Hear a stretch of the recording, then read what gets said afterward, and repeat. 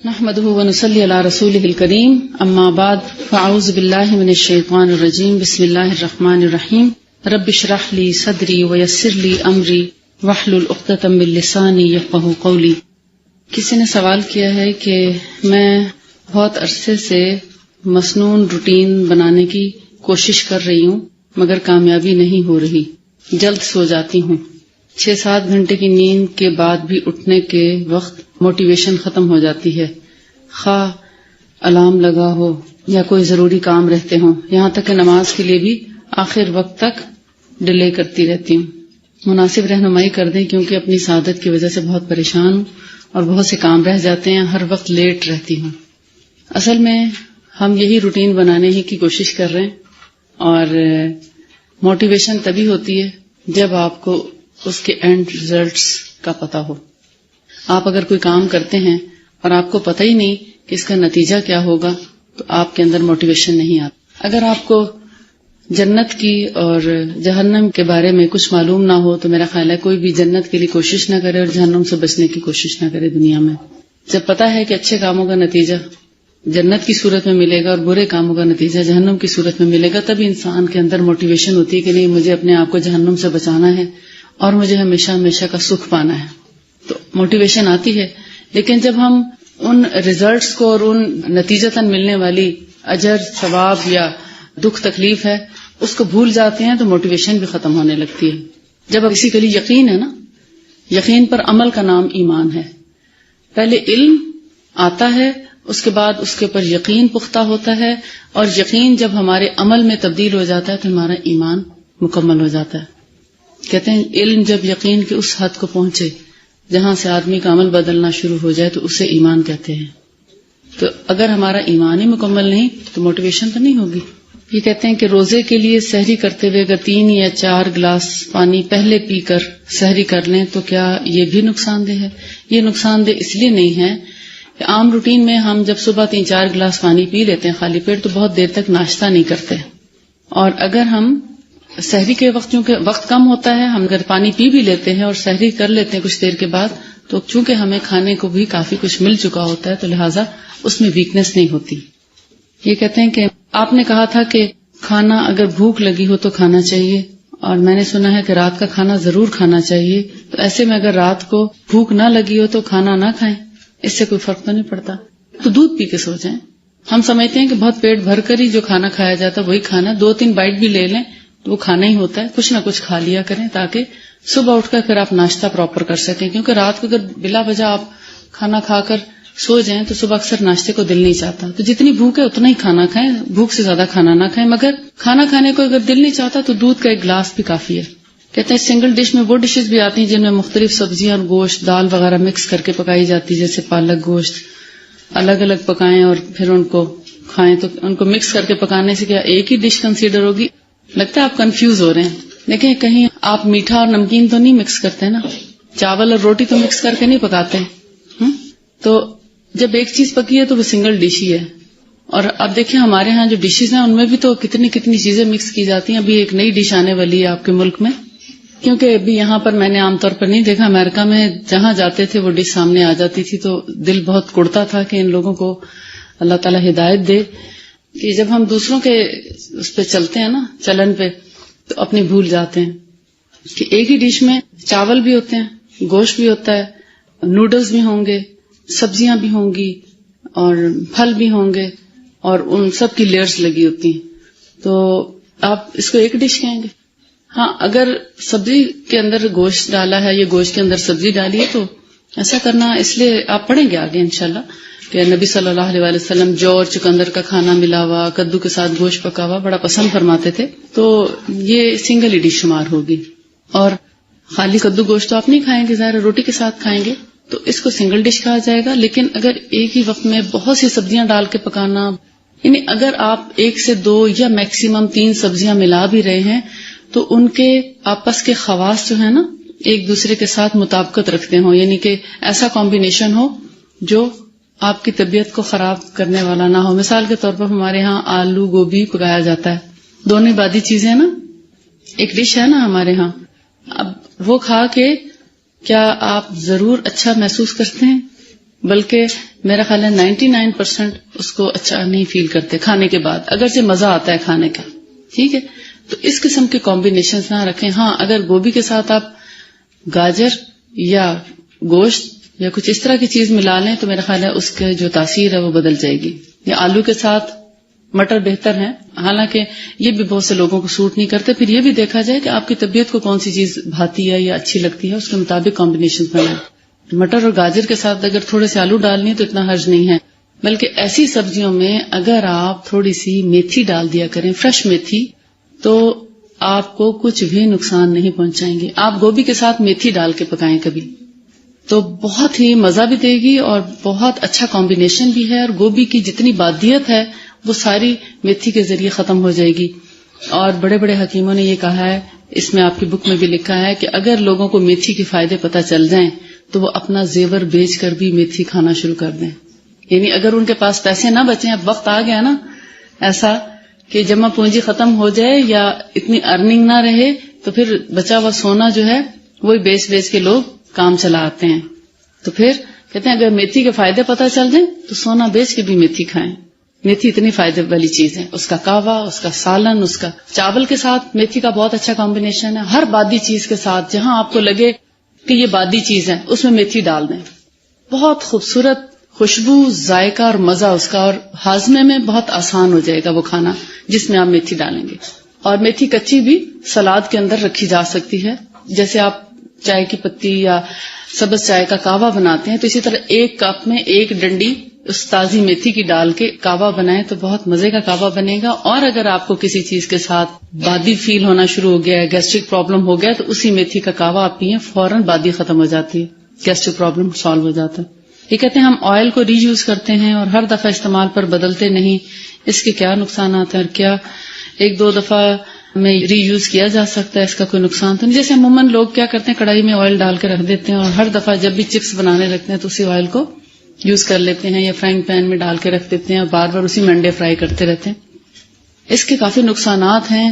اور ایک دفعہ جب ایک چیز پک جاتی ہے تو نبی صلی اللہ علیہ وسلم کا معمول تھا، انہوں نے کبھی پکی ہوئی چیز کو دوبارہ گرم کر کے نہیں کھایا. یہ لوگوں نے آبزرو کیا. آپ نے اس کے بارے میں کچھ فرمایا نہیں کیونکہ ہو سکتا ہے کبھی انسان کو یوز کرنی پڑ جائے، مگر رسول اللہ کا یہ طریقہ ہی نہیں تھا کہ کھانے کو کبھی دوبارہ گرم کر کے کھائیں. اور اگر ہم بھی ایسا کرنا شروع کر دیں تو بہت سے غریبوں کا بھلا ہو جائے. یہ کہتی ہیں کہ کیا ڈبے والے دودھ کو بھی قدرتی دودھ استعمال کرنے کے برابر کہہ سکتے ہیں یا بالکل نہ پینے سے بہتر ہے؟ ہمارے گھر میں زیادہ تر ڈبے کا دودھ آتا ہے، اس کے کیا نقصانات ہیں، اس لیے نہیں پیتی. آپ کیا کہیں گے اس کے متعلق؟ کوشش کریں کہ تازہ دودھ ہی لیں کیونکہ جو اس کے اندر چیزیں پائی جاتی ہیں، اگر آپ کو اس کا میں فارمولا بتا دوں تو آج کے بعد آپ توبہ کر لیں گے اور پھر گھروں میں پرابلم کریٹ کریں گے اور اس کا بلیم مجھ پہ آئے گا. جی، پیسٹی سائڈز ہیں بیسیکلی، یا ایسے کیمیکلز جو ہم خوراک میں بھی یوز کرتے ہیں جیسے پریزرو کرنے کے لیے. تو میت کو پریزرو کرنے کے لیے جو کیمیکل یوز کیا جاتا ہے وہ بھی اس کے اندر موجود ہے. زندہ چیز ہے نا دودھ، تو زیادہ دیر نہیں رہتی نا، مر جاتا ہے، پھٹ جاتا ہے نا اگر زیادہ دیر رکھا جائے. تو اس کو مزید زندہ رکھنے کے لیے وہی چیز یوز کی جاتی ہے جو ایک مردہ جسم کو پریزرو کرنے کے لیے یوز کی جاتی ہے. لیکن کوشش یہ کریں کہ تازہ دودھ پئیں کیونکہ اس کے اندر جتنی گندگی ہے اور جتنے زہریلے اثرات ہیں وہ کینسر پیدا کر رہے ہیں، ٹیومرز پیدا کر رہے ہیں، پالیسسٹک اووریز پیدا کر رہے ہیں، بہت سی بیماریاں، اوبیسٹی پیدا کر رہے ہیں اور ہمارے جسموں کو لاغر اور تھکا ہوا بنا رہے ہیں. یعنی ہمارے اندر وہ فریشنس نہیں آتی جو ایک تازہ چیز تھی. تازہ چیز کا مطلب یہ ہے کہ آپ بھی تازہ دم ہو جائیں. فریج کی رکھی ہوئی چیز، فریزر کی ڈبوں میں پیک چیزیں، پریزروڈ چیزیں، اس کا مطلب ہے کہ بس آپ بھی مشکل سے جیتے رہیں. اگر آپ کو یہ فارمولا سمجھ آ گیا تو آپ کو اس کے جاننے کی ضرورت نہیں ہے. ایلوپیتھی میں تو مختلف دوائیں ڈاکٹر مکس کر کے دے دیتے ہیں، لیکن ہومیوپیتھی میں یہ ہوتا ہے کہ گولیوں کے ساتھ ڈراپس بھی دے دیتے ہیں. تو کیا یہ بھی کمپاؤنڈ میڈیسن ہو جائے گی؟ اور دوسرا سوال یہ کہ کھانے کے فوراً بعد چائے پینے کا نقصان تو نہیں؟ جی، کھانا کھانے کے 1 گھنٹے بعد تک بہت ٹھنڈی چیز یا بہت گرم چیز آپ کے معدے کو کمزور کر دیتی ہے. بس چائے اچھی چیز نہیں ہے. اگر آپ نے پینا ہی ہے تو قہوہ پی لیں، وہ پھر بھی پیا جا سکتا ہے مگر بہت گرم نہ ہو تو اچھا ہے. گرین ٹی ہو چاہے بلیک ٹی ہو، دودھ اگر اس میں نہیں ڈالا تو اتنا ہارمفل نہیں. جس پتی میں دودھ ڈال دیا وہ ہارمفل ہے. لوگ کہتے ہیں نا اچھا دودھ پتی تو ٹھیک ہے نا، وہ دودھ پتی زیادہ نقصان دہ ہے اس چائے سے بھی جو آپ پانی ڈال کے بناتے ہیں. اور پھر دودھ کا بالکل نہ ڈالنا مناسب ہے بنسبت اس کاوے کے. کاوا بہتر ہے بغیر دودھ کے. دودھ الگ پیئیں، کاوا الگ پیئیں. دودھ کے ساتھ اس کا ایسا کیمیکل ریئیکشن ہوتا ہے جو ہمارے جسم کے لیے اچھا نہیں.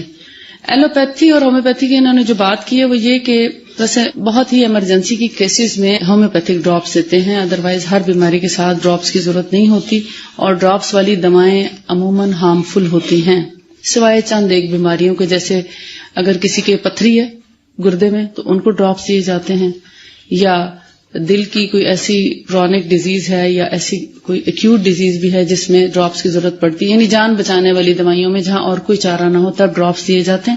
ادروائز ہر بیماری میں ڈراپس نہیں دینے چاہیے. اور اگر ایسے ڈاکٹرز جو نزلے کھانسی اور ہر بیماری کے ساتھ ڈراپس دیتے ہیں تو اس کا مطلب ہے کہ وہ صحیح طریقہ علاج سے واقف نہیں ہے، کیونکہ ہومیوپیتھی کا جو علاج ہے بیسیکلی وہ پوٹینسی پر مبنی ہے، اور اس میں عموماً گولیاں ہوتی ہیں، اس میں ڈراپس نہیں ہوتے. ڈراپس صرف چند ایک بیماریوں میں کارگر ہیں، باقی جو ہیں وہ عموماً بیماریوں کو بڑھانے والے ہوتے ہیں. اور اگر آپ کو ڈراپس لینے بھی ہیں تو دوسری دوائی کے ساتھ وقفہ کر کے لیں تو وہ مکسچر نہیں بنتا. کیا شہد سے انسان موٹا بھی ہوتا ہے اگر اس کو ٹھنڈے پانی میں پئیں؟ شہد سے انسان موٹا نہیں ہوتا، شہد سے انرجی ملتی ہے، ایک طرح کا ٹونک ہے، آپ کے جسم کی کمزوریوں کو پورا کرتا ہے، انرجی بوسٹر ہے بیسیکلی. ہاں اگر اس کو دودھ میں ڈال کے پئیں تو وہ موٹا کرتا ہے، پانی میں موٹا نہیں کرتا بلکہ کچھ کم ہی کرے گا. دیکھیں جو سنت ہے اس کو سنت رہنے دیں، باقی آپ علاج کے طور پر جو چاہیں کریں، ٹھیک ہے، سنت کو نہ بدلیں. جب ایک چیز سنت کی معلوم ہوتی ہے تو فوراً شیطان آ کے ڈنڈی مارتا ہے، اس میں اب یہ بھی ڈال لیں، کوئی کہے گا لیمو ڈال لیں، کوئی کہے گا ہم اس میں کچھ اور ڈال لیں. نہیں، جو سنت طریقہ ہے اس کو آپ پہلے استعمال کر لیں اس طریقے سے، پھر علاج کے طور پر آپ جو لینا چاہیں لے لیں، اس میں کوئی حرج نہیں. جب ہونٹ سردی گرمی یا ہر موسم میں پھٹتے ہیں اور منہ سے بو بھی آئے تو کیا کریں؟ منہ سے بو آئے تو جو میں نے آپ کو سرکہ بتایا تھا، فروٹ ونیگر، پھلوں کا سرکہ، اس کو اور شہد کو ملا کے ہم وزن ملا کے اپنے باتھ روم میں رکھ دیں باٹل میں. اور دانت چمکانے کے لیے، یعنی دانتوں کا میل کچیل صاف کرنے کے لیے، مسوڑوں کی پھلاوٹ سمجھتے ہیں، سویلنگ، مسوڑوں کا پھول جانا، مسوڑوں سے خون آنا، ماؤتھ السرز، منہ سے بدبو آنا، ان سب چیزوں کے لیے بہت اچھا ہے. ادروائز منہ سے بدبو آنے کے لیے مسواک بھی بہت اچھا ہے. اور مسواک کرتے وقت آپ کو پتا ہے کہ زبان کی جڑ پر بھی مسواک کیا جاتا ہے، صرف دانتوں پہ نہیں کیا جاتا. اور ہر موسم میں اگر ہونٹ پھٹتے ہیں اس کا مطلب آپ دودھ نہیں پیتے، تو دودھ پیا کریں، آپ کے ہونٹ پھٹنا ختم ہو جائیں گے، آپ کو کسی بھی کیمیکل کے ہونٹوں پہ لگانے کی ضرورت پیش نہیں آئے گی. ہاں قدرتی بالائی لگا لیں تو بھی اچھا ہے. ایک اور کمبینیشن میں آپ کو بتا دیتی ہوں، چہرے پہ یا ہونٹوں پہ لگانے کے لیے خاص کر آج کل کے موسم میں 2 طریقے ہیں اس کے. ایک ہے یہ ہم وزن ہی ہے، شہد، گلاب کا عرق اور سرکہ، وہی پھلوں کا سرکہ. شہد اور سرکہ ہم وزن لے لیں اور انہی کے برابر، ان سے مراد یہ ہے کہ شہد اور سرکہ جتنی مقدار میں ہوگا، مثلا 2 چمچ ہے فرض کریں تو 2 چمچ گلاب کا عرق ڈال دیں، یعنی گلاب کا عرق دگنا ہے ان دونوں سے. اگر ایک حصہ شہد ہے ایک حصہ سرکہ ہے تو 2 حصے گلاب کا عرق ملا کر رکھ لیں. رات کو سوتے وقت چہرے پہ، ہونٹوں پہ، پاؤں پہ، ہاتھوں پہ لگانا چاہیں لگا کے سوئیں. 3 دن میں آپ کے تمام زخم، تمام کھردرا پن، خشکی، کریکس، ہر چیز ہیل ہو جائے گی اور آپ کی اسکن جو ہے وہ بالکل بیبی اسکن ہو جائے گی انشاءاللہ. اور رنکلز بھی نہیں پڑیں گے، اس کا یہ فائدہ ہے. اور جن کے بلیک ہیڈز اور وائٹ ہیڈز اور نہ جانے کیا کیا بن جاتا ہے تو اس سے بھی آپ کو نجات مل جائے گی. اب بیوٹی پارلرز کا خرچہ کم ہو جائے گا. اور اس کے علاوہ ایک اور طریقہ بھی ہے جو ہمارے ہاں بہت عرصے سے رائج ہے، گلیسرین کے ساتھ 1 حصہ گلیسرین، 1 حصہ لیمن جوس اور 2 حصے گلاب کا عرق. ایک یہ طریقہ ہے. ان دونوں طریقوں میں سے جو آپ کو پسند ہو وہ آپ کر لیں. اب ایسا نہ کریں کہ ایک ہی جگہ پہ آپ ساری چیزیں لکھے بیٹھے ہوں اور پھر بعد میں پوچھیں وہ گلیسرین اور سرکے والا کون سا کمبینیشن آپ نے بتایا تھا، تو ایسا نہ کیجیے گا. یہ کہتے ہیں سبز پتی کا قہوہ تقریباً روز 1 کپ پیتی ہوں، تو کیا یہ صحت کے لیے درست ہے؟ سبز پتی کا قہوہ کوئی حرج نہیں اگر آپ نے 1 کپ میں 2 سے 3 پتے ڈالے ہیں تو، اور اس کو بہت دیر تک پکایا نہیں. ابلتے پانی میں اگر 2-3 پتیاں ڈال کے آپ دم دے دیں تو اس چائے کی پتی کا کوئی حرج نہیں. ہارمفل نہیں ہے، لیکن بہت دیر تک کاڑے جانے والے کہوے نقصان دہ ہوتے ہیں. اور کہتی ہیں کہ کیا دودھ، مالٹا اور کیلے سے بلغم بنتا ہے؟ بلغمی مزاج والوں کے اندر بلغم بنتا ہے، لیکن جن کا مزاج بلغمی نہ ہو ان کو مالٹا ہیلپ کرتا ہے بلغم کے خاتمے کے لیے. کیلا اور دودھ عموماً سمجھا جاتا ہے، کچھ لوگوں کو اس سے کنجیشن ہوتی ہے، جیسے آپ کو مختلف چیزوں سے الرجی ہوتی ہے، ایسے کچھ لوگوں کو کیلے اور دودھ سے بھی ہو جاتی ہے. تو ان کو بلغم اگر کرتا ہے دودھ تو اس میں دارچینی ڈال کے پئیں تو انشاءاللہ بلغم نہیں بنے گی. دارچینی چونکہ خشک مزاج ہے، جس دودھ میں دارچینی اور تھوڑی سی الائچی اگر ڈال دی جائے، بڑی الائچی کے 2-3 بیج اور دارچینی، تو اس سے ریشہ نہیں بنے گا. اور گرم پئیں، ٹھنڈا نہ پئیں. ایک بہت خوبصورت ٹپ ہے، کسی بھی چیز سے اگر آپ کو ریشہ ہو، کیونکہ بہت سے لوگوں کو چاول کھانے سے ہو جاتا ہے، بہت لوگوں کو پراٹھا کھانے سے ہو جاتا ہے، کوئی بھی تلی ہوئی چیز کھانے سے گلے میں ریشہ چلنا شروع ہو جاتا ہے.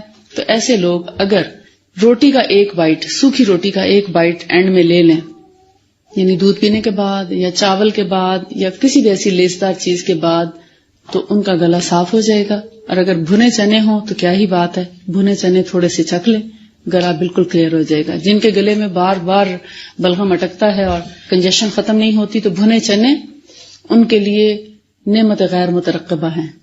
اور اگر 2-3 چیزیں مکس کر کے رکھ لیں تو آپ کے لیے ٹونک سے کم نہیں. اس میں ایک خشخاش کے دانے، بھنے چنے اور سونف آپ کی آنکھوں کے لیے بہت اچھی ہے. کہتے ہیں نا کہ سانپ جب زمین سے نکلتا ہے اور دیکھ نہیں پاتا، اندھا ہو جاتا ہے، تو سونف کے پتوں سے اپنی آنکھوں کو ملتا ہے تو وہ دیکھنے لگتا ہے. تو اسی سے پھر قیاس کر کے سونف کو نظر کی کمزوری کے لیے جب یوز کیا جانے لگا تو بہت فائدہ پایا.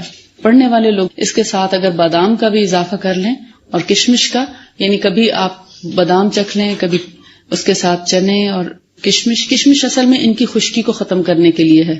ٹھیک، تو ان میں سے کوئی بھی چیز اگر آپ الگ الگ، کبھی چنے اور کشمش، کبھی بادام اور کشمش، کبھی خشخاش اور کشمش، اور کبھی سونف اور کشمش، یعنی ہر ایک چیز کے ساتھ آپ ایسے کر سکتے ہیں جیسے اپنے پاس وہ چھوٹی چھوٹی ہوتی نا کھانوں والی ڈش، اس میں الگ الگ ہو تو 1 سے 2 چیزیں آپ چکھ لیا کریں. لیکن سونف اگر ہر ایک چیز کے ساتھ بھی چکھ لیں تو کوئی حرج نہیں، تو یہ آپ کے گلے کو صاف کر دیتی ہیں.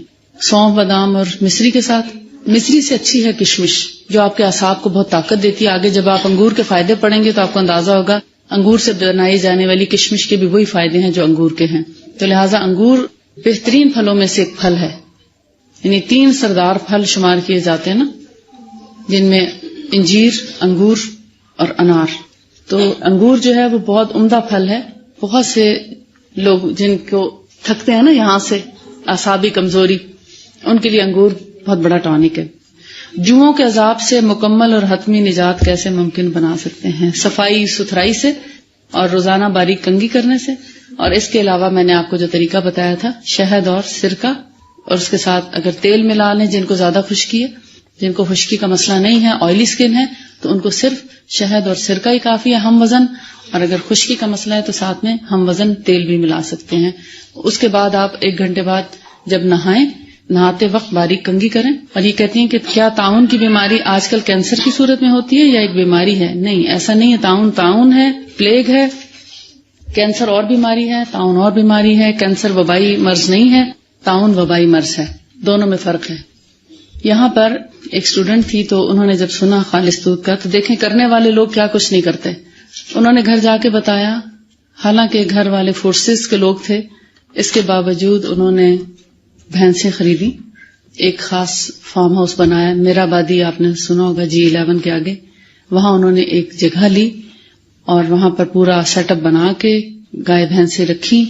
اور نہ صرف یہ کہ خود بھی فائدہ اٹھاتے ہیں، G11 کے بہت سے لوگوں کو بھی ان سے فائدہ پہنچتا ہے. لیکن ان کا اصول ہے کہ جو اپنے دروازے سے قریب ہوگا ان کو ہم پہلے دیں گے، اس لیے وہ ہم تک نہیں پہنچے ابھی تک، کیونکہ ہم F8 میں ہیں اور وہ G11 میں ہیں. تو کہتے ہیں اتنا ہی دودھ دیں گے جتنا کہ دودھ ہوگا. تو اب اگر آپ میں سے کچھ لوگ بھی، یعنی جن کے لیے فیسلٹیز کی بات ہے یا ہم خیال بنانے کی بات ہے، تو اگر کچھ لوگ یہ کام کریں، کیونکہ اس کام میں برکت بھی بہت ہے، تو یہ اپنا بھی فائدہ ہوگا اور دوسروں کا بھی فائدہ ہوگا. ہم چاہتے ہیں کہ دودھ تو ملے، مگر ہم کچھ خود نہیں کرنا چاہتے. رنگوں والی جتنی غذائیں ہیں کینسر کی طرف لے کے جاتی ہیں. جتنے کھانے پینے کی چیزوں میں رنگ ہیں تمام کے تمام نقصان دہ ہیں، چاہے وہ زردے کے اندر ہیں، کیک کے اندر ہیں، پیسٹریز کے اندر ہیں، بسکٹس کے اندر ہیں، کسی بھی چیز میں ہیں، سونف میں ہیں یا سویٹس میں ہیں، ٹافیوں میں ہیں، کسی بھی چیز میں، وہ سب کے سب نقصان دہ ہیں اور سب کینسر کی طرف لے چلتے ہیں. سب سے اچھا طریقہ ہے مسواک کا، جو رسول اللہ صلی اللہ علیہ وسلم کی سنت سے ثابت ہے، جس سے آپ کی آنکھوں کی نظر بھی بہتر ہوتی ہے، ٹونسلائٹس بہتر ہوتا ہے، گلے کی خراش، ریشہ، منہ کی بدبو، مسوڑوں کا پکنا، منہ سے خام خواہ کا پانی آنا، یہ سب کچھ مسواک سے ہی سلجھ جاتا ہے. پیلو کی بھی بہت اچھی ہے مسواک. آپ دیکھتے ہیں حرم کے باہر لوگ جو لے کر بیٹھے ہوتے ہیں وہ کون سی مسواک ہوتی ہے؟ سفید رنگ کی. پیلو ہی ہوتا ہے نا، سفید رنگ کی ہوتی ہے. بظاہر دیکھنے میں وہ سخت لگتی ہے، لیکن اگر اس کو پانی میں تھوڑی دیر ڈبو کے رکھیں اور پھر اس کو آپ استعمال کریں تو سافٹ ہو جاتی ہے، اور بالکل اس کا جو برش ہے یعنی کہ اس کے جو بال ہیں وہ برش کی طرح ہی ہوتے ہیں. بہت اچھی صفائی کرتی ہے.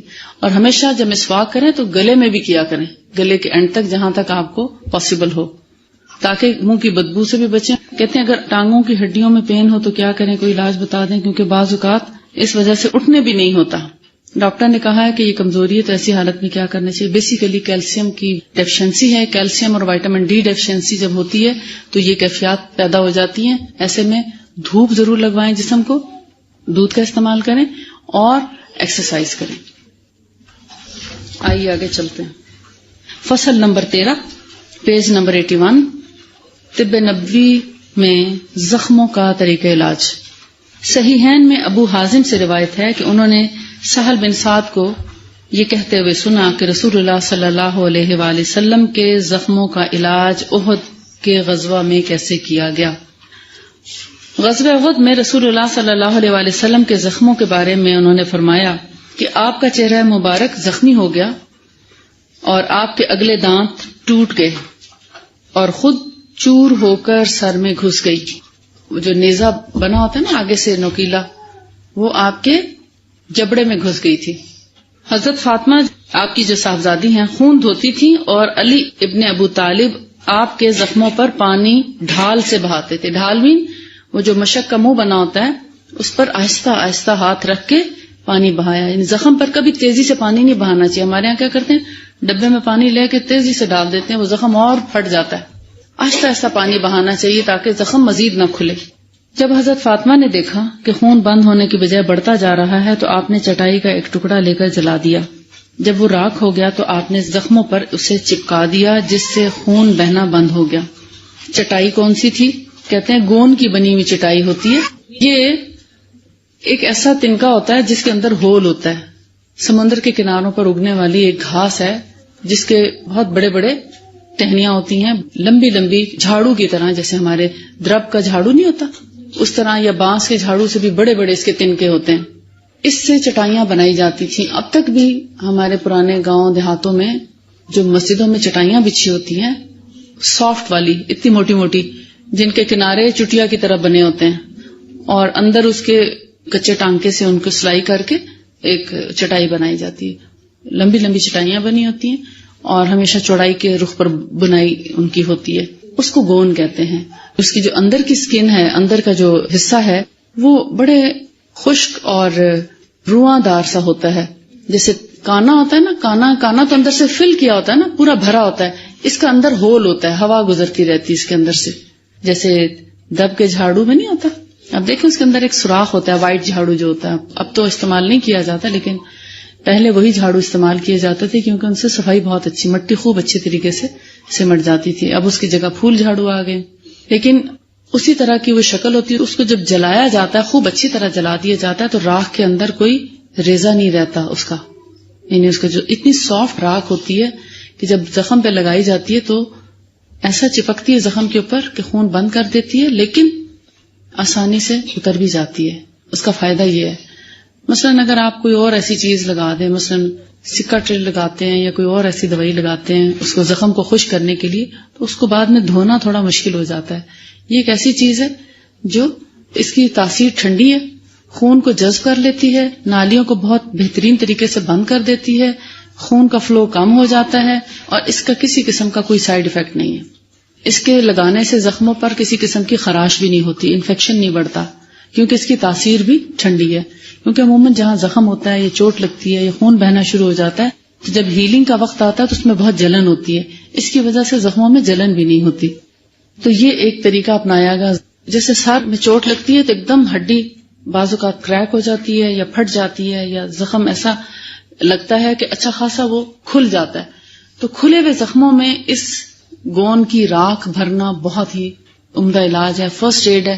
اس کو آپ پہلے سے بھی جلا کے رکھ سکتے ہیں، اور یہی راکھ آپ 2-3 اور چیزوں سے بھی لے سکتے ہیں. کیونکہ اب گون کے تنکے اگر نہیں ملتے تو کھجور تو ہر جگہ اویلیبل ہے، کھجور کے درخت اویلیبل ہیں.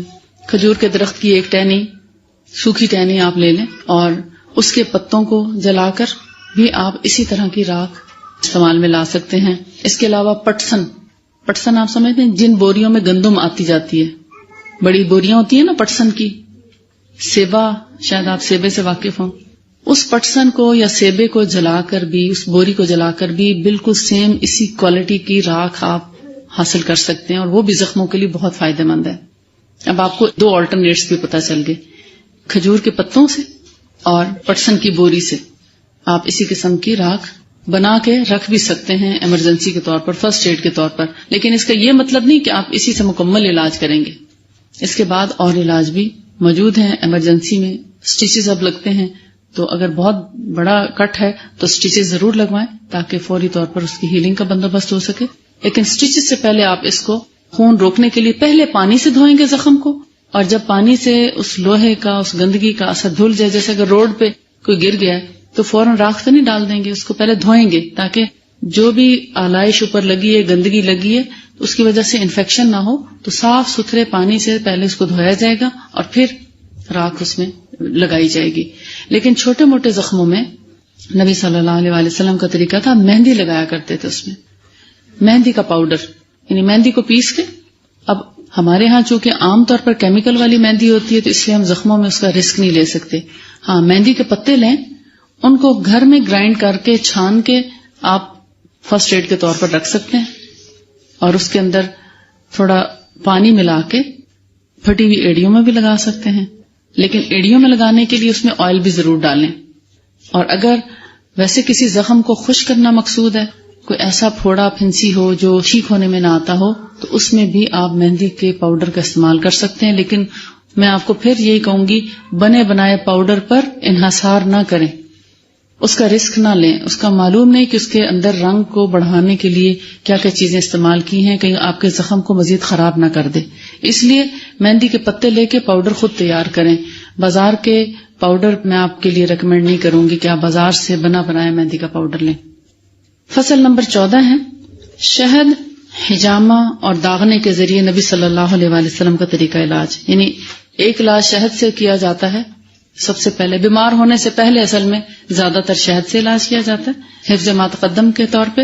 حجامہ، کوئی زہریلا اثر ہو، جسم میں درد ہو، خاص طور پر سر اور اسپائنل کارڈ کا، کمر کے درد میں خاص طور پر، اور کسی بھی بیماری کے لیے عام طور پہ حجامہ کرایا جا سکتا ہے. داغنے کا مطلب ہے کاٹری، یعنی جسم کو کسی بھی چیز سے، جیسے آج کل الیکٹرک شاک سے، اور پہلے زمانے میں ابلتے ہوئے تیل میں، یعنی کسی بھی ایسی گرم چیز سے اس کو داغ کے، یا پھر سلائی یا سلاخ اس کو گرم کر کے تو اس زخم پہ لگایا جاتا تھا. اگر کوئی ایسا گندا زخم جیسے سرطان ہو جاتا یا کوئی ایسا گندا پھوڑا نکل آتا جو ٹھیک ہونے میں نہ آتا، تو اس کے جو ہول ہے اس کو گرم لوہے سے داغ دیا جاتا تھا تاکہ اس کے اندر سے مواد رسنا بند ہو جائے، اس کے مسام بند ہو جائیں. نبی صلی اللہ علیہ وآلہ وسلم نے اس کی اجازت دی تو ہے، مگر آخری حربے کے طور پر، پہلے علاج کے طور پر اس کی اجازت نہیں دی، اور اس کو کئی جگہوں پر آپ نے ناپسند بھی فرمایا ہے. لیکن جہاں کہیں مجبوری کی بات تھی اور صحابہ کرام کو آپ نے ریکمینڈ بھی کیا. اس کا یہ مطلب نہیں ہے کہ کنٹراڈکشن ہے، اس کا مطلب یہ ہے کہ ہر چھوٹی موٹی چیز پر اگر فرض کرے پمپل نکل آیا تو آپ اس کو جلانے لگ گئے تو آپ کا تو چہرہ جو بدنما ہو جائے گا. تو نبی صلی اللہ علیہ وآلہ وسلم نے اپنی امت کو بدشکل ہونے سے بچانے کے لیے اس کو ناپسند فرمایا. لیکن اگر کبھی کوئی 1000 یا لاکھ میں سے ایک شخص ایسا ہے جس کا زخم ٹھیک ہونے میں نہیں آتا اور کاٹری کی ضرورت پڑتی ہے تو پھر اس کی اجازت دی. ٹھیک ہے. اب آپ سمجھ گئے کنٹراڈکشن نہیں ہے. ہمارے اپنی بھلائی کی خاطر آپ صلی اللہ علیہ وآلہ وسلم نے اس کو پہلے علاج کے لیے پسند نہیں فرمایا, آخری علاج کے طور پر پسند فرمایا. جیسا کہ صحیح بخاری میں ہے کہ شفا کے 3 ذریعے ہیں: شہد کا استعمال, پچنا لگانا حجامہ کپنگ وغیرہ کو کہتے ہیں, اور داغ لگانا یعنی کاٹری کرانا. اور آپ نے یہ فرمایا کہ داغ دینے سے میں اپنی امت کو روکتا ہوں, یعنی میکسیمم اوائڈ کیا جائے, لیکن اگر کوئی چارہ نہ ہو تو پھر کاٹری کرائی جائے. اور یہ بخاری ہی کی حدیث ہے کہ آپ نے فرمایا کہ میں داغنا پسند نہیں کرتا, ما احب ان اقتوی, کیونکہ کاٹری کرنے سے مریض کو تکلیف پہنچتی ہے, فائدہ کم نقصان زیادہ ہو جاتا ہے. لہذا ہر چھوٹے بڑے علاج کے لیے کاٹری نہیں کرائی جائے گی, جہاں بہت ہی ضروری ہو وہاں پر کاٹری کرائی جائے گی. فصل نمبر 15, پچھنا لگانا. جو پہلی حدیث ہے حجامہ کے بارے میں, سنن ابن ماجہ کی حدیث کہ رسول اللہ صلی اللہ علیہ وآلہ وسلم نے ہدایت فرمائی کہ میں اس رات جس رات مجھے معراج میں لے جایا گیا, جب بھی کسی گروہ پر گزرتا وہ کہتے کہ اے محمد اپنی امت کو حجامہ کا حکم دو. اور یہ صحیحین کی حدیث ہے, اس کو ہم دیکھتے ہیں. صحیحین میں طاؤس کی حدیث سے جو ابن عباس سے مروی ہے, ان کے الفاظ یہ ہیں کہ نبی صلی اللہ علیہ وآلہ وسلم نے پچنا لگوایا اور حجام کو اس کی اجرت دی, یعنی کپنگ کرائی اور اس کا معاوضہ بھی دیا. اور صحیحین میں یہ حدیث حمید الطویل بروایت انس بن مالک مروی ہے کہ نبی صلی اللہ علیہ وآلہ وسلم کو پچنا ابو طیبہ نے لگایا. آپ نے بطور اجرت 2 صاع غلہ دیے جانے کا حکم فرمایا اور اپنے غلاموں سے گفتگو فرمائی. انہوں نے ابو طیبہ کا حصہ کم کر دیا. آپ نے فرمایا جن چیزوں سے تم علاج کرتے ہو ان میں بہتر پچنا لگا کر علاج کرنا ہے, یعنی پچنا لگانے کو ایک اچھا علاج آپ صلی اللہ علیہ وآلہ وسلم نے قرار دیا.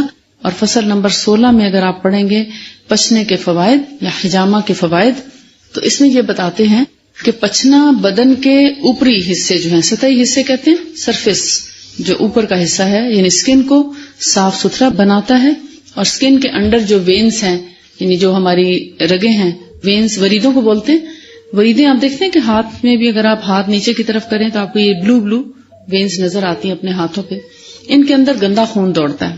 جو صاف خون ہے وہ اللہ تعالیٰ نے اندر کی طرف رکھا ہے, اور جو گندا خون ہے وہ اوپری سطح پہ رکھا ہے کہ اگر ضائع بھی ہو تو گندا خون ضائع ہو, اسکن پہ چوٹ لگے تو گندا خون ہی ضائع ہو, صاف خون نہ ضائع ہو.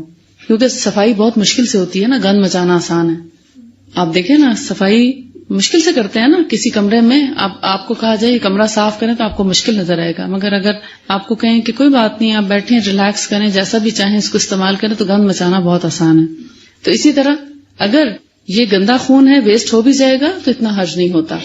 اور جو صاف شدہ خون ہے اللہ تعالیٰ نے اس کی پروٹیکشن کی, اس کو ہمارے اسکن کے اندر رکھا, نیچے کی طرف رکھا. اور یہ جو وینز ہیں بیسیکلی حجامہ انہی کو ڈیٹاکسیفائی کرتا ہے, انہی کو صاف ستھرا بناتا ہے. جو ان کے اندر خون ہے اس کے اندر جتنی گندگی ہے اس کو باہر نکالنے کا کام دیتا ہے. اور اس میں کہتے ہیں حجامہ میں فسد سے زیادہ ظاہر جسم کے نقی و صفی بنانے کی, یعنی کہ صاف ستھرا بنانے کی صلاحیت ہے.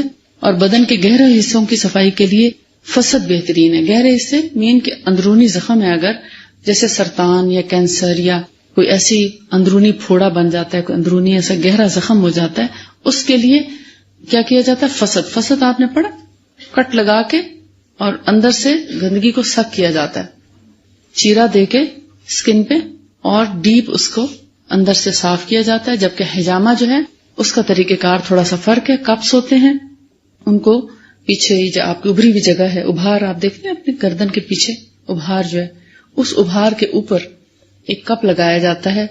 کپ کے پیچھے ایک ہول ہوتا ہے, اس میں ایک خاص سکر لگا کے اس ہول سے, اور ایئر جو ہے وہ اندر کی سک ہو جاتی ہے, تو پیچھے ایک جیسے چاند کی طرح ابھار بنا ہوا نظر آتا ہے, جیسے آدھے گیند کی طرح. ٹھیک, جب وہ ابھار سا آ جاتا ہے تو اس کو 3 سے 4 منٹ تک ایسے چھوڑ دیتے ہیں ابھار کو. اس کے اندر گندا خون آ جاتا ہے, ادھر ادھر کی جو ہوا ہے یا گیسٹرک ہیں یا ایئر لاک جیسے ہو جاتی ہیں, کبھی کبھار ایسا درد شروع ہو جاتا ہے کسی دوا سے نہیں جاتا. تو جب وہ اس سے سیکشن کی جاتی ہے 3-4 منٹ کے لیے اس کو چھوڑا جاتا ہے, پھر اس کپ کو اتار دیا جاتا ہے. ایک خاص طریقہ ہے, اور جب اس کو اتارا جاتا ہے تو ابھار تھوڑی دیر کے لیے قائم رہتا ہے, اس ابری ہوئی جگہ پر بعض لوگوں کی وہ بہت بلوئش ہو جاتی ہے، کالی ہو جاتی ہے. جتنا اس کا colour dark who it means کہ اتنا ہی اس کو ڈیٹاکسیفائی کرنے کی ضرورت ہے. اس میں بہت باریک باریک کٹ لگائے جاتے ہیں، 15 سے 17 کٹس لگائے جاتے ہیں ایک ابھار پہ، بہت چھوٹے چھوٹے بلیڈ کے ساتھ، بہت باریک بلیڈ کے ساتھ. پھر دوبارہ وہاں پر کپ لگایا جاتا ہے اور اس سے سکشن کی جاتی ہے تو اس سکن سے ہلکا ہلکا خون رسنا شروع ہوتا ہے، بہت مائنر سا. زیادہ تر پانی اور ایئر ہی آتی ہے مگر بلڈ بھی آتا ہے. تو وہ جو گندا خون ہے سم ٹائم ایسے کلاٹ کی شکل میں آ رہا ہوتا ہے، وہ جو ریلیز ہوتا ہے اس سے بہت سی تکالیف میں سکون آ جاتا ہے. اس کو کہتے ہیں پچنا لگانا. پرانے زمانے میں جونکیں بھی لگا دی جاتی تھی. جونک آپ سمجھتے ہیں؟ ایک کیڑا ہوتا ہے سانپ کی شکل کا چھوٹا سا، مگر وہ اس وقت تک لگا رہتا ہے جب تک کہ وہ پوری طرح اس کا پیٹ بھر نہیں جاتا، وہ خون پیتا رہتا ہے لیکن اس کے کاٹنے کا کوئی خاص درد نہیں ہوتا. اس کو اتارنے کے لیے بھی گرم گرم سلائی لگائی جاتی ہے تب وہ اترتا ہے، ورنہ وہ اترتا نہیں اس سے پہلے. تو وہ بھی ایک طریقہ ہے، لیکن حجامہ سب سے بیسٹ طریقہ ہے ان سارے طریقوں میں سے. ابھی تک پاکستان میں اس علاج کو بطور رواج عام نہیں کیا گیا، لوگ جانتے ہی نہیں اس کے بارے میں کہ یہ بھی کوئی طریقہ علاج ہے، لیکن سنت طریقہ علاج ہے. آپ صلی اللہ علیہ وسلم نے کروایا، سر درد میں کرایا. جب یہودی عورت نے زہر کھلانے کی کوشش کی تھی تو اس کے بعد بھی آپ نے اس کو کروایا. تو یہ جسم کو بیسیکلی ڈیٹاکسیفائی کرتا ہے، زہریلے اثرات اس سے نکلتے ہیں اور جسم ہلکا پھلکا ہو جاتا ہے، دردوں سے نجات ملتی ہے. یہ میں سعودیہ سے سیکھ کے آئی تھی لیکن میرے پاس ٹائم نہیں ہے کیونکہ میرا اپنا کام اتنا ہے کہ میں اس کو بطور علاج نہیں کر سکتی. اس لیے اگر آپ میں سے کوئی سیکھنا چاہیں تو آپ اپنی انچارج سے بات کر سکتے ہیں، ان کو اپنا کانٹیکٹ نمبر دے سکتے ہیں اور ان کے ذریعے پھر ہم اس کا کوئی اہتمام کر سکتے ہیں. آپ صلی اللہ علیہ وسلم نے فرمایا، ایک اور حدیث میں ہے کہ بہترین دوا حجامہ اور فسد ہیں. یعنی اگر جسم کے اندر کوئی ایسا زہریلا مادہ ہے یا کوئی ایسا زہریلا زخم ہے تو فسد کرا کے اس کو ڈائریکٹ نکالا جا سکتا ہے، بجائے اس کے کہ آپ اینٹی بایوٹک کھا کھا کے اپنے پورے جسم کو نقصان پہنچائیں. بہتر ہے کہ اس گندگی کو لوکلی خارج کر دیا جائے. استفراغ، یہ بھی استفراغ کا ایک طریقہ ہے نا. استفراغ آپ نے پڑھا تھا نا، جسم کو کسی بھی گندگی سے فارغ کرنا، اس کو فراغت دینا. مونڈھوں کا پچنا کندھے اور حلق کے درد کے لیے بھی مفید ہے. بیسیکلی اس کو کہتے ہیں، جو بھار ہے نا اس کو سننا سپاٹ کہتے ہیں. یعنی نبی صلی اللہ علیہ وسلم نے یہاں پر پچنا لگوایا، اس لیے اس کو تمام دنیا میں سننا سپاٹ کا نام دیا جاتا ہے کہ یہ سنت طریقہ ہے یہاں پر پچنا لگانے کا. اور آپ صلی اللہ علیہ وسلم اپنی گردن کے پہلوی حصوں اور گردن کے زیری حصوں پر، یعنی پہلوی حصے سائڈز ہوتے ہیں اور زیری حصے نیچے کے حصے گردن کے ساتھ ساتھ، ان پر بھی پچنا لگوایا کرتے تھے. صحیحین میں حضرت انس ہی کی روایت ہے کہ رسول اللہ صلی اللہ علیہ وسلم 3 بار پچنے لگواتے، 1 بار اپنے مونڈے پر اور 2 بار گردن کے پہلوی حصوں پر. بیسیکلی جب ایک کپ لگایا جاتا ہے تو اس کو 1 سے 3 دفعہ تک لگایا جاتا ہے، جب تک کہ اس کے اندر سے پانی کا رسنا بھی بند نہیں ہو جاتا. یعنی پہلے بلڈ آتا ہے اور پھر اس کے بعد تھوڑا تھوڑا پانی کا قطرہ آنے لگتا ہے، جیسے پسینہ آتا ہے جسم کو. تو جب وہ پانی آنا بھی رک جاتا ہے تو پھر اس کو لگانا بند کر دیتے ہیں، یعنی اس کا مطلب اب مزید کچھ نہیں نکلے گا. اور ایک اور حدیث میں ہے کہ آپ نے پچنا لگوایا جبکہ آپ محرم تھے، یعنی احرام کی حالت میں تھے. اور پچنا آپ نے سر درد کی وجہ سے لگوایا تھا جو آپ کو تھا یا جس سے آپ متاثر تھے. یعنی آپ کو احرام کی حالت میں سر میں درد ہوا تو آپ نے بجائے کوئی دوا کھانے کے حجامہ کروایا یا پچنا لگوایا. اور حضرت علی نے فرمایا کہ جبرائیل علیہ السلام پہلوے گردنوں دوش کے حجامہ کا حکم لے کر نازل ہوئے. پہلوے یعنی گردن کے سائڈز، ان پر حجامہ کروانے کے لیے آپ کے پاس اللہ کا حکم لے کر نازل ہوئے. ان سب چیزوں سے آپ کو کیا پتا چلتا ہے کہ یہ ایک سنت علاج ہے اور اس کے کرانے میں کوئی حرج نہیں. اگر آپ کو موقع ملے تو بطور سنت علاج کے آپ اس کو کروا سکتے ہیں. اور آخری حدیث جو ہے اس میں کہ حضرت جابر نے بیان کیا کہ رسول اللہ صلی اللہ علیہ وآلہ وسلم نے اپنے کولے پر پچنا لگوایا اس لیے کہ کولا موچ کھا گیا تھا. ہو سکتا ہے یہاں پہ کوئی ایسا بل پڑ گیا ہو، جیسے چک نہیں پڑ جاتی، ہو سکتا ہے چک پڑ گئی ہو، تو پھر آپ نے اپنے کولے پر پچنا لگوایا. اس کا مطلب یہ ہے کہ جسم کے کسی بھی حصے پر پچنا لگوایا جا سکتا ہے. ایون ٹخنوں کے آس پاس بھی لگایا جاتا ہے، ٹانگوں میں، گھٹنوں کے آس پاس، اور جسم کے مختلف حصوں میں، بازوں میں، ہاتھوں میں، بہت سی جگہوں پہ پچنا لگایا جا سکتا ہے. یہ پوری ایک سائنس ہے اور اس کا پورے باڈی کی ڈیٹیل ہے، کس بیماری میں کون سی جگہ پر آپ پچنا لگائیں. حتیٰ کہ اب تو تھائرائڈ اور شوگر اور بلڈ پریشر اور نہ جانے کیسی کیسی یعنی کمپلیکیٹڈ بیماریوں کے لیے بھی انہوں نے پچنا کے لیے پوائنٹس نکال لیے ہیں. ایسے ہی جیسے پریشر پوائنٹس تھراپی ہے کہ اگر کسی کو سائنس کا پرابلم ہے تو وہ اپنے انگلیوں کی جو ٹپس ہیں ان کو پریس کر کے رکھیں، یعنی تھوڑی تھوڑی دیر کے لیے اپنے جو انگلیوں کے یہ جو ٹپس ہیں ان کو پکڑیں، یعنی ایک ایک منٹ کے لیے آپ ایک انگلی کے اس کو پکڑ کے چھوڑ دیں اور پھر دوسری کو شروع کریں، تو آپ دیکھیں گے تھوڑی دیر میں آپ کا سانس بحال ہو جائے گا بغیر کسی دوا کے، بغیر انہیلر کے. بعض دفعہ ایسا تو انہیلر ختم ہو جاتا ہے، لانے والا کوئی نہیں، اب کیا کریں. تو یہ بھی ایک تھراپی ہے. آپ پوری کی پوری 10 انگلیوں کو اسی طرح پریشر دے کے اور ان کے بالکل جو کنارے ہیں یعنی ناخن کے ساتھ والی جو جگہ ہے نا، آدھا پور کہہ لیں اگلا، ان کو ایسے خوب زور سے پریس کر کر کے ایک ایک منٹ کے لیے چھوڑیں تو آپ کا سائنس جو ہے وہ کھل جاتا ہے. یا استھما کا اگر پرابلم ہے اور آپ کو انہیلر نہیں مل رہا یا کوئی ایمرجنسی کا ٹریٹمنٹ نہیں مل رہا تو گھر بیٹھے آپ پریشر تھراپی کر سکتے ہیں. اور بھی بہت سی بیماریوں، جیسے میں نے اس دن سر درد کا آپ کو بتایا تھا، تو بہت سی بیماریوں کے لیے ہمارے پریشر پوائنٹس ہیں. اور دیکھیں اللہ کی رحمت کیا ہے کہ عورتوں کو ڈپریشن اور سٹریس اور پریشانی سے بچانے کے لیے ہمیں ایسے کاموں میں لگایا ہے کہ وہ کام بھی ہمارے لیے رحمت ہیں. کیوں؟ جب ایک عورت آٹا گوندتی ہے تو اس کے ہاتھوں کے سارے پریشر پوائنٹس جو ہے نا وہ دبتے ہیں. ہاں، کتنا اچھا وہ مطلب ایک ایکسرسائز ہے نا. نہ صرف ہاتھوں کے بھی وہ جو پریشرز ہیں اس کو ایک طرح سے سٹریس سے نکالتے ہیں، پھر سروائیکل کی بڑی اچھی ایکسرسائز ہے. وہ جو بار بار ہلتی ہے تو یہ سروائیکل اس میں خوب اچھا خون گردش کرتا ہے. اور نہ صرف یہ بلکہ لوور بیک اس کی بھی بڑی اچھی ایکسرسائز ہوتی ہے. تو گویا اچھا خاصا پورے جسم کی ایکسرسائز ہوتی ہے آٹا گوندنے سے. اور خاص طور پر ہاتھوں کے جو پورے ہاتھوں کی ایک ایکسرسائز ہے اس سے ہم صبح سویرے سارا سٹریس ریلیز کر کے اور پھر جب ناشتہ کرتے ہیں تو بہت یعنی ایک اچھا ایفیکٹ ہوتا ہے پورے گھرانے پہ.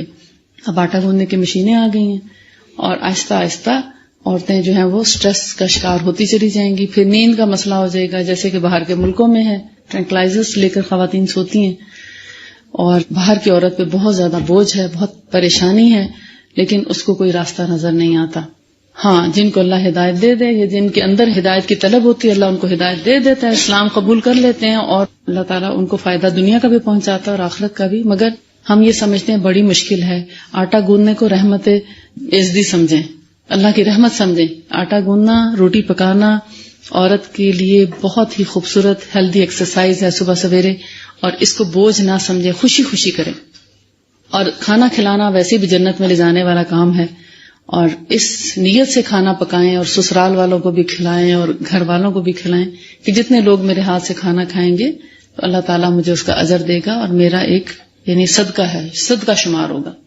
صدقہ بھی صبح سویرے ہو جاتا ہے، ایکسرسائز بھی ہو جاتی ہے، آپ کی ہیلتھ بھی امپروو ہوتی ہے. تو اس لیے کھلے دل سے گھر کا کام کریں، خوشی خوشی کریں، اس کو بوجھ نہ سمجھیں. انہوں نے فصل نمبر 17 میں گدی پر سینگیاں کھچوانے یا پسنے لگوانے میں علماء طب کا اختلاف کیا ہے. اصل میں پوائنٹس کا اختلاف ہے. دیکھا جائے تو یہ اختلاف نہیں ہے کہ ہجامہ کیا جائے کہ نہیں، بلکہ یہ اختلاف ہے کہ یہاں ہجامہ کیا جائے کہ یہاں کیا جائے کہ یہاں. تو وہ پوائنٹس کا ہے، لہذا وہ تو ایک جب ایک شخص سیکھتا ہے تو وہ پراپر طریقے سے اس کو سیکھ کے کرنا چاہیے. نیم حکیم خطرہ جاں ہوتا ہے. اگر یہی نہیں پتا کہ صحیح پوائنٹ کون سا ہے تو بجائے فائدے کا نقصان پہنچائے گا. یہی اختلاف ہے اصل میں.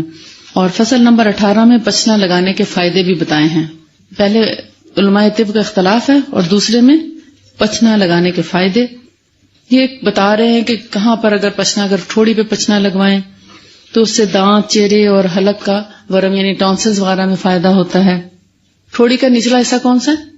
یہ ہڈی بچا کے گوشت والا حصہ جس کو ڈبل چن بولتے، اس جگہ پہ یہاں پہ بھی کیا جاتا ہے. اور اس سے ہمارے گلے، یہ ٹونسلز اور یہ دانت کا درد اور چہرے کا درد، فیشل پیرالسس، ان سب کو فائدہ پہنچتا ہے. لیکن کہتے ہیں کہ ایسی چیزوں کے لیے بچنا لگانے کے کچھ اوقات مقرر ہونے چاہیے. اس میں سمپل سی بات ہے، پورے کے پورے لیسن میں فصل نمبر 19 اور 20 کا خلاصہ یہ ہے. آپ کو چند لفظوں میں بتا کر آگے چلنا چاہتی ہوں. اگر تو مہینے کی 17, 19 اور 21 تاریخیں سلیکٹ کی جائیں تو زیادہ اچھا ہے. ٹھیک ہے، یہ رسول اللہ صلی اللہ علیہ وآلہ وسلم سے مختلف احادیث بھی روایت ہیں، منقول ہیں. لیکن یہ اس وقت ہوگا جب ایک کرونک ڈیزیز کا آپ نئے سرے سے علاج کرنے جا رہے ہیں. مثلا بہت پرانا کمر کا درد ہے، آپ چاہتے ہیں کہ ٹھیک ہو جائے، تو اس کے لیے ان تاریخوں کا انتخاب کریں. لیکن اگر ایمرجنسی ہے، ہائی بلڈ پریشر ہے، اس میں بہت کام دیتا ہے حجامہ. ہائی بلڈ پریشر یا کسی ایمرجنسی کی صورت میں اگر آپ کو حجامہ میسر آ جائے، کپنگ یا پچنے لگانے والا، تو پھر آپ کسی بھی وقت اور کسی بھی دن میں کرا سکتے ہیں، چاہے وہ چاند کی ابھرتی تاریخیں ہوں یا اترتی تاریخیں ہوں. کیونکہ چاند کی پہلی تاریخوں میں کہتے ہیں کہ خون چونکہ جوش مارتا ہے اور حجامہ کرانے سے شاید خون زیادہ نکلے یا کوئی اور اس کا سائیڈ ایفیکٹ ہو، تو بہتر ہے کہ حجامہ چاند کی اترتی تاریخوں میں 17, 19, 21 میں کرائیں تو زیادہ اچھا ہے. لیکن اگر ہائی بلڈ پریشر ہے اور ہو سکتا ہے اس کی وجہ سے کوئی نس پھٹ جائے یا کوئی ایمرجنسی کی صورت پیدا ہو جائے، تو پھر چونکہ جان بچانا ہے، اس لیے چاہے چاند کی 5 تاریخ ہے یا 10، تو اس سے کوئی فرق نہیں پڑتا. یا پہلی تاریخ ہی ہو تو حجامہ کرایا جا سکتا ہے. ایمرجنسی کیسز میں کسی بھی وقت کرایا جا سکتا ہے. پھر یہ کہتے ہیں کہ کون سے ٹائم پہ کرانا چاہیے.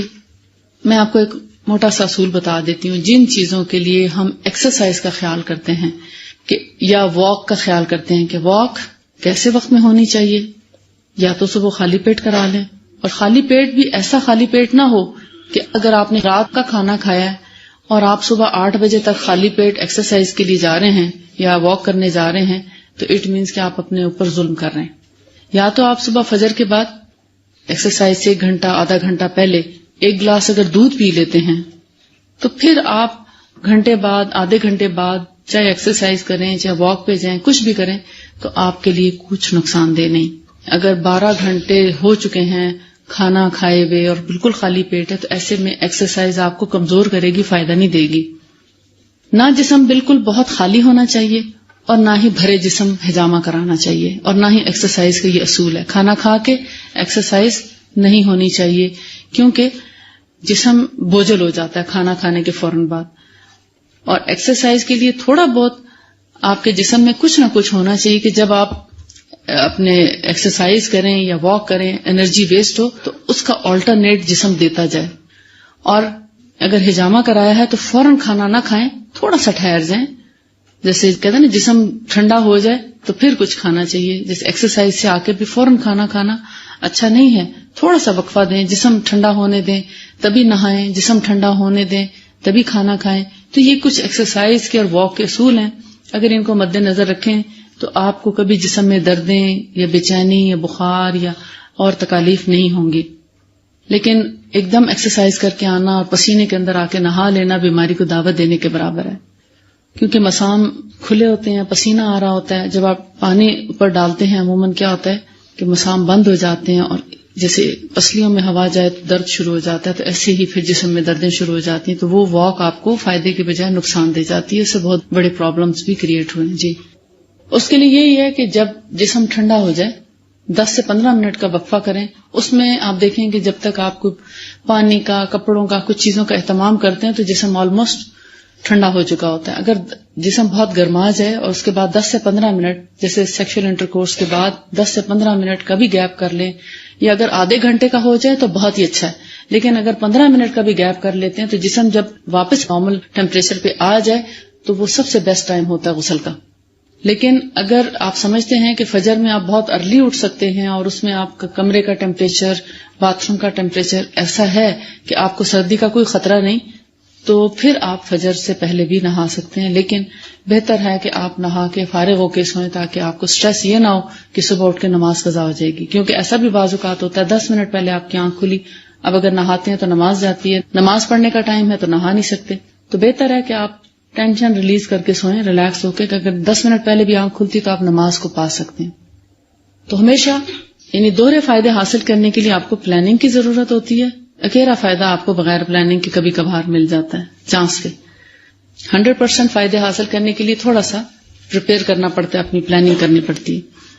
فصل نمبر 21 میں ہے روزے دار کے لیے پچنا لگوانے کا جواز.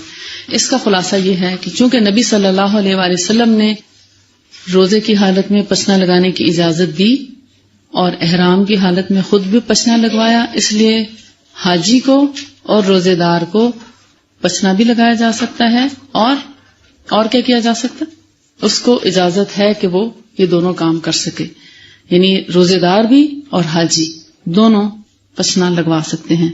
اور رسول اللہ صلی اللہ علیہ وآلہ وسلم نے خود بھی روزہ رکھتے ہوئے پسنا لگوایا، اس لیے اس کی روزے میں اجازت ہے. لیکن بہتر ہوگا اس کے لیے کہ روزے کی حالت میں ظہر اور عصر کا ٹائم زیادہ مناسب ہے، بہت شام گئے تک نہ کروائیں، کیونکہ آپ دیکھتے ہیں عصر کے بعد اکثر کمزوری کا احساس سا ہونے لگتا ہے، بھوک زیادہ لگنے لگتی ہے، تو شدید بھوک کی حالت میں نہ لگوائیں، شدید بھوک لگنے سے پہلے لگوا لیں. اور پسنا لگوا کے شدید ایکسرسائز یا فوری طور پر غسل بھی نہیں کرنا چاہیے، جیسا کہ ایکسرسائز کا میں نے آپ کو بتایا. جتنی احتیاط ایکسرسائز کے لیے، باڈی کو گرمانے کے لیے جن چیزوں کی ضرورت ہے یا جو احتیاطی تدابیر اختیار کرنی چاہیے، پسنا لگوانے کے لیے بھی بیسیکلی وہی چیزیں ضروری ہیں. اگر آپ کو واک اور ایکسرسائز کے اصول پتہ ہیں تو پھر آپ کو حجامہ کے بھی پتہ ہونے چاہیے. دونوں کو ریلیٹ کر لیں، آپ کو کچھ مشکل نہیں لگے گا، کنفیوز نہیں ہوں گے آپ. یعنی نہانے کے فوراً بعد ایکسرسائز نہیں کرنی چاہیے اور ایکسرسائز کے فوراً بعد نہانا نہیں چاہیے. اسی طرح نہانے کے فوراً بعد حجامہ نہیں کرانا چاہیے اور نہانے سے پہلے بھی حجامہ نہ کرائیں، یعنی تھوڑا سا گیپ ضرور ہو. اسی طرح کھانے کے فوراً بعد نہ حجامہ کرائیں اور نہ ایکسرسائز کریں.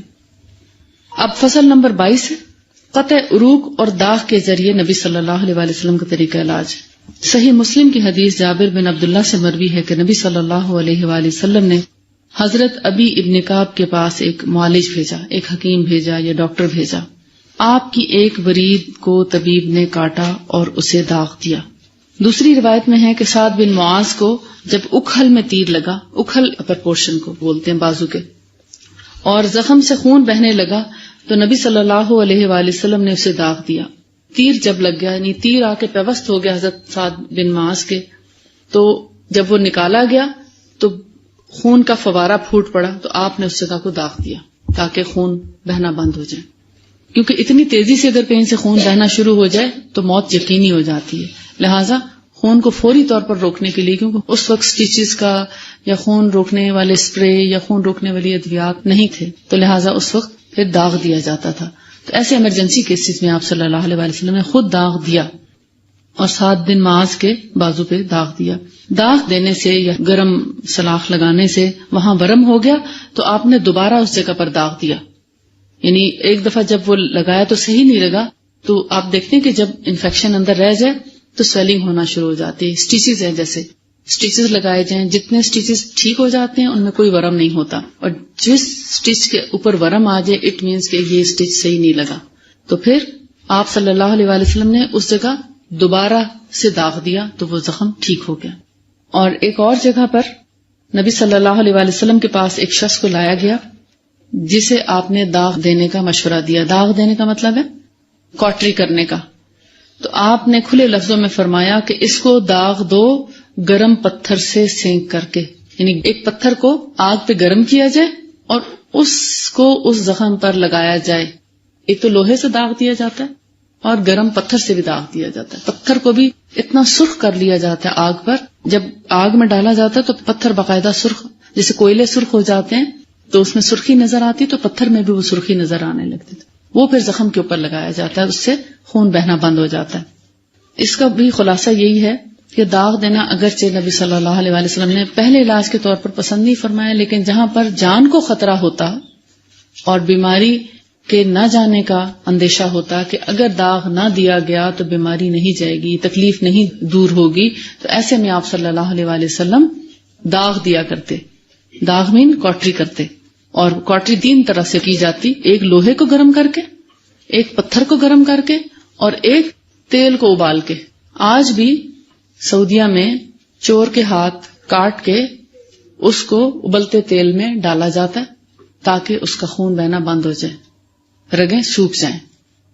چور کی سزا یہی ہے نا کہ اس کا ہاتھ کاٹ دیا جائے. ایک کا ہاتھ کٹ جائے تو پوری قوم کو نصیحت ہو جاتی ہے اور ساروں کے گھر محفوظ ہو جاتے ہیں. اس لیے اس کو ظالمانہ نہیں سمجھنا چاہیے. پیج نمبر 103 پر ہے کہ ایک صحیح حدیث ہے جس میں 70,000 بلا حساب کے جنت میں داخل ہونے کی شہادت ہے. اسی حدیث میں ہے کہ یہ وہی لوگ ہیں جو جھاڑ پھونک نہیں کراتے، نہ داغ دلواتے ہیں، نہ بدشگونی اور بدفالی کے قائل ہیں. یہ وہ شگون لیتے ہیں نا، وہ طوطے کو دے دیتے ہیں لیٹر لکھ کے، کون سا اٹھانا ہے، آج کے لیے کیا مناسب ہے. تو ایسے کام نہیں کرتے، بلکہ اپنے اللہ پر پوری طرح بھروسہ کیے ہوئے ہیں. یہ بخاری کی حدیث ہے، اور اس کا مطلب سمجھنے میں تھوڑا احتیاط کی ضرورت ہے. وہ یہ کہ خود جھاڑ پھونک کر لیتے ہیں جو رسول اللہ صلی اللہ علیہ وآلہ وسلم کے طریقے میں آپ پڑھیں گے انشاءاللہ.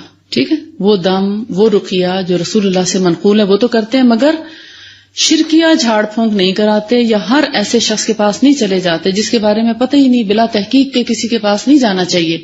کسی نجومی عامل یا کسی بھی ایسے شخص کے پاس جو ماہر ہو ان چیزوں کا. ہمیں کیا معلوم کہ اس کا عقیدہ کیا ہے؟ جب تک عقیدے کا معلوم نہ ہو تو اس وقت تک کسی سے دم نہیں کرانا چاہیے یا کسی سے علاج ایسا نہیں کرانا چاہیے روحانی. اور یہ بیسیکلی جادو کے بارے میں ہے کہ جو لوگ جاتے ہیں نجومیوں عاملوں کے پاس جادو کروانے کے لیے یا جادو کا توڑ کرانے کے لیے، بیسیکلی یہ وہ بات ہے.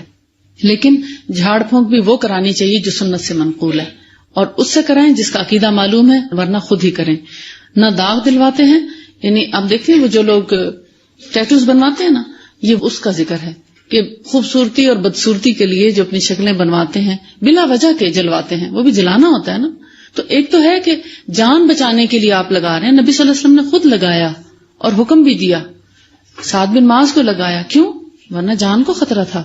تو ایسے میں تو ٹھیک ہے، لیکن وہ جو نشان بنوانے کے لیے پورے جسم میں انہوں نے جلائے ہوتے ہیں اور ڈیزائن بنائے ہوئے ہوتے ہیں، اور عجیب و غریب شکلیں جنوں کی اور نہ جانے شیطان کی شکلیں بھی بنا رکھی ہوتی ہیں پوری کمر کے پیچھے، عجیب و غریب. تو یہ کیا ہے؟ اس کی اجازت نہیں ہے. اور تیسری کیا چیز ہے؟ بدشگونی. یہ فال گیری، بدشگونی، اس کے بارے میں آپ نے پڑھا ہے. انشاءاللہ فصل نمبر 23 ہم کل پڑھیں گے، اور یہاں پر ہم اکتفا کرتے ہیں. اگر آپ کو پھر بھی اس بارے میں کوئی شبہ ہو تو پوچھ لیجئے گا، لیکن میرے خیال میں آپ کو کلیئر ہو گیا ہوگا کہ رسول اللہ صلی اللہ علیہ وسلم کی حدیث ہے نا جس میں فرمایا کہ جو لوگ جادو نہیں کرتے، نہ کرتے ہیں نہ کراتے ہیں، تو ایسے لوگ بغیر حساب کے داخل ہوں گے. لیکن اس سے پہلے بہت سی جو شرائط ہیں صحیح عقیدے کی، عمل صالح کی، وہ ہیں. لیکن اللہ پر اتنا ایمان اور یقین ہے کہ جادو پر ایمان نہیں رکھتے، نہ جادو کو صحیح سمجھتے ہیں، نہ کرتے ہیں نہ کرواتے ہیں، اور نہ کسی کے پاس اس کا توڑ کرنے کے لیے جاتے ہیں. تو ایسے لوگ بغیر حساب کے جنت میں جائیں گے اور عرش کے سائے تلے بھی ہوں گے. میرا خیال آپ کو کلیئر ہو گیا ہوگا کہ ایمرجنسی کے کیس میں داغ لگانے کی اجازت ہے، ادروائز جو دوسرے داغ لگائے جاتے ہیں، جیسے وہ گلگت اور چترال کے لوگ ہیں، وہ اپنے جسم پہ نشان لگائے ہوتے ہیں، بیسیکلی وہ جلا کے لگائے جاتے ہیں، تو ان کی اجازت نہیں ہے. صاف ستھرے چہرے والے جو اللہ اور اس کے رسول پر ایمان رکھتے ہیں اور اللہ کو ہر وقت اپنے سامنے موجود سمجھتے ہیں، ایسے لوگ ایسے کاموں سے گریز کرتے ہیں، اور ایسے ہی لوگ بغیر حساب کے جنت میں داخل ہوں گے انشاءاللہ. وآخر دعوانا ان الحمد للہ رب العالمین.